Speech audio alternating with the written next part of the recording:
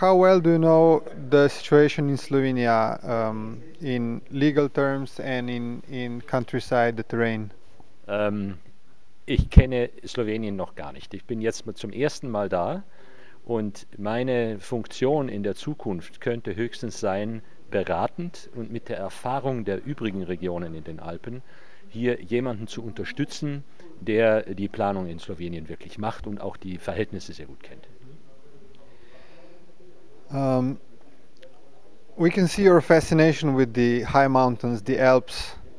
Do you think there's mountain biking beyond Alps? Ja, auf jeden Fall. Auf jeden Fall. Einmal denke ich, dass ja ein Teil von Slowenien zu den Alpen gehört, also speziell der östliche Teil, der nach Kärnten hingeht.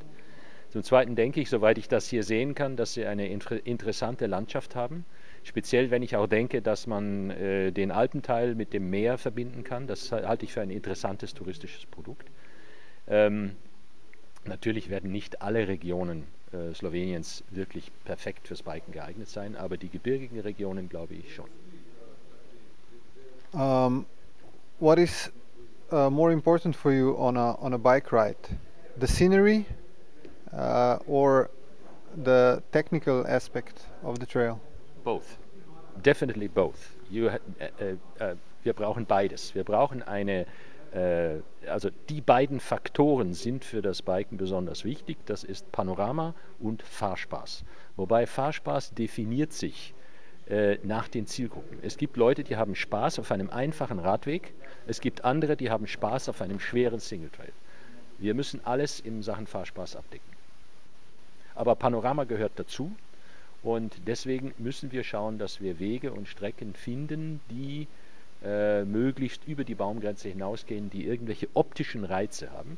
Dazu gehört aber auch touristische Strukturen wie Hütten, wie historische Plätze, Sehenswürdigkeiten etc.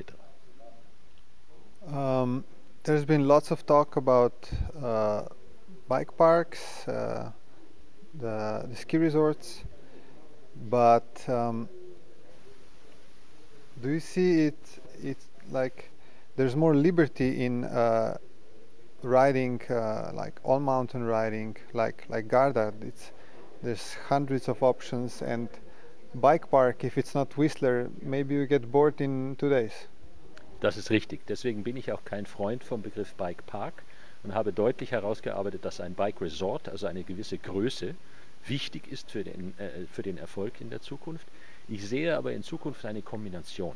Ich sehe eine Kombination aus Touring, das ist heute noch die größte Zielgruppe oder weiterhin die größte Zielgruppe, in Kombination mit Skigebieten, mit Aufstiegsanlagen, sodass man über die Skigebiete und Aufstiegsanlagen seine Tour vergrößern kann, verlängern kann. Ich möchte aber hier noch erwähnen, dass diese neue Entwicklung, die wir jetzt gerade sehen in Sachen E-Bike, diese Sache noch komplett revolutionieren wird. Wenn Menschen in der Lage sind, auch in Gebieten, wo keine Lifte sind, leicht bergauf zu fahren und dort große Touren zu fahren, dann werden wir eine völlig neue Zielgruppe bekommen. Das ist allerdings in den nächsten 5 bis 10 Jahren wird sich das aufbauen. So obviously you're just getting to know Slovenia, but if you had to give a tip, a direction in one sentence, what would it be? Masterplan, genaue Recherche, welche Möglichkeiten haben wir, Herausarbeiten des touristischen Kapitals, das sie haben und erst dann eine vernünftige Vermarktung. Ich sehe oder ich kann heute Slowenien als Bike-Destination noch nicht wirklich beurteilen, weil ich zum ersten Mal da bin. Habe aber das Gefühl, dass Slowenien ein Revier werden kann für Menschen, die Early Adopters sind, die neue Dinge schnell annehmen, die ein bisschen Abenteuer haben wollen, die in ein Land gehen wollen, wo sie noch nie waren, wo auch vielleicht, wo sie sagen, hier bin ich einer der Ersten, die so etwas machen. Ich denke, dass Slowenien ein Potenzial hat. Aber wie gesagt, es ist noch zu früh, das genau zu beurteilen. Dankeschön. Danke Ihnen.